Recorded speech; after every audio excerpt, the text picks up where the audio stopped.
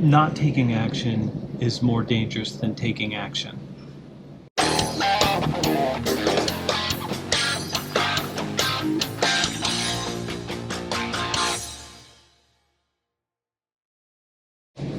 Hey, it's Iannarino. I am in the Admirals Club at the Phoenix Airport right now waiting for a flight, and I had no idea how difficult it was going to be to do video from the road, and this is the best circumstance I have to shoot anything today while I'm waiting here.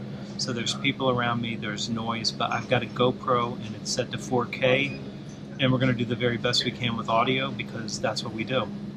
And what I notice is a lot of people look at something and they think, if I take action, there could be a negative consequence. And if I don't take action, there will be a negative consequence or could be a negative consequence. And whenever you're faced with a decision where if one course of action might lead to a negative consequence, and another course of action might also lead to a negative consequence, you're better off taking action than not taking action. And here's why.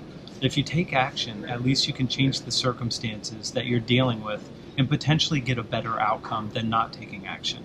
And I'm going to give you a couple examples so you get what I'm talking about here. Maybe you're afraid that if you follow up with your prospective client, you're going to be perceived as being pushy and aggressive. And because you're following up and you're trying to obtain their business, they might decide not to work with you.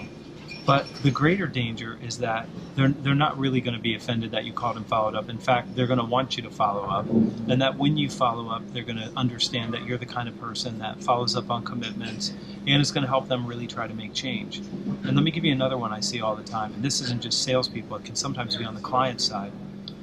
You know that you need to build consensus and you know you need to bring other stakeholders into a deal.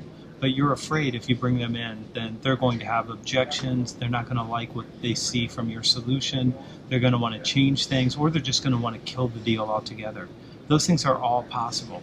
But you also know that by not bringing them in, those things are still possible. And they can still look at it and say, you didn't bring us into the process, we don't like this, and then still kill your deal.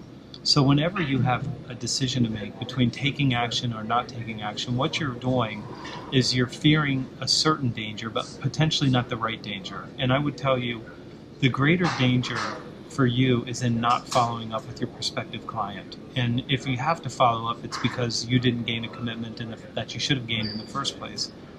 And if you are afraid of building consensus, afraid of bringing in other stakeholders, you're really fearing the wrong danger. The real danger is not bringing them in and then having them work against you actively to kill your deal, or you win the deal and then they decide that they're going to drag their feet and withhold their support and try to kill your deal anyway.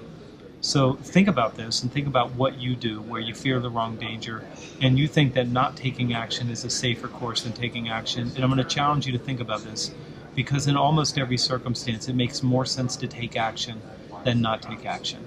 I'm Iannarino from Phoenix Sky Harbor Admirals Club waiting for the 4:20 flight to Columbus, Ohio, and this is every day. Do hit the subscribe button, wait for the banner, and then visit me at thesalesblog.com.